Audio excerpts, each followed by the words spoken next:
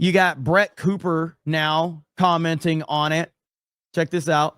Who he is. He's a representative from Florida. He's the same guy who bragged about not washing his hands after he had a handshake with Netanyahu. He's repeatedly introduced bills to criminalize anti-Semitism, infringing upon free speech. I mean, he obviously, I'm sorry to say, but he obviously cares more about Israel than he does, principles like free speech. So, buddy, like, my advice to you, Randy Fine, is just move to Israel at this point. Like, considering you had to go through anger management classes a few years ago, I genuinely think you would probably be happier if you just moved to Israel. And that's not a dig at him. That's just a fact. It's a nudge of encouragement. I want everybody to be happy. I want everybody to be healthy. I think you would be happier if you just moved to Israel. You could be over there singing songs with Mike Huckabee.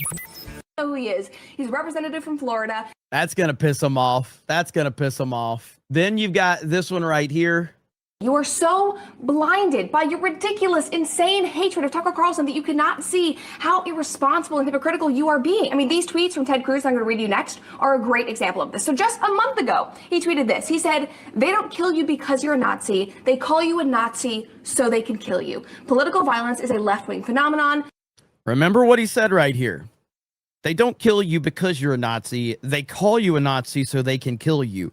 Remember those words from a holier-than-thou Ted Cruz.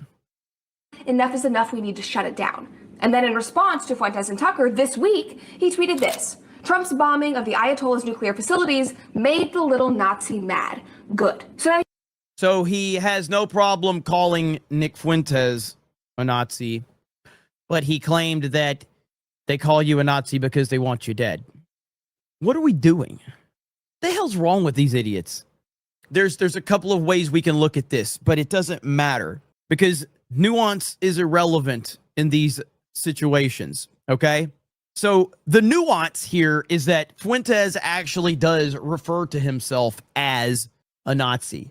Fuentes has consistently praised Hitler, all of this shit, okay? Doesn't matter. It doesn't matter. What matters is that Ted Cruz virtue signaled over people calling people Nazis, and then he actually called someone a Nazi. That's all that matters, is the optics. Bad. Good. So now you're turning around and you're calling somebody that you don't like a Nazi. You're doing this out of blind rage because you're so angry that the conservative base's attitudes are rapidly changing, that Nick Fuentes is getting national attention, and so you have turned around and in response, you are compromising your own values in anger, which is such a dangerous precedent to set. And unfortunately for you guys, yes, the attitudes are changing. So again, it makes sense why this group is incredibly frantic. You are so I have to, I think I'm accurate when I say this. I don't think that I've ever unironically, have I ever memed on it? Like, I'm trying to think. I don't think I've genuinely ever called someone a Nazi, like in a criticizing fashion, because I understand that the word has lost all meaning. And that's the point behind what Ted Cruz has done here. If Ted Cruz is going to virtue signal off of the left using the word in the way that they do it, then you can't seriously, genuinely call another person that you disagree with that word without people pointing out the hypocrisy in the situation. That's the whole point behind it. So Ted Cruz is such a clown. He always has been a clown. This is what's going to continue. And these idiots can't figure it out. The Ted Cruzes of the world, the Mark Levins of the world, the whoever, all these conservative people that are getting caught up in this pissing contest.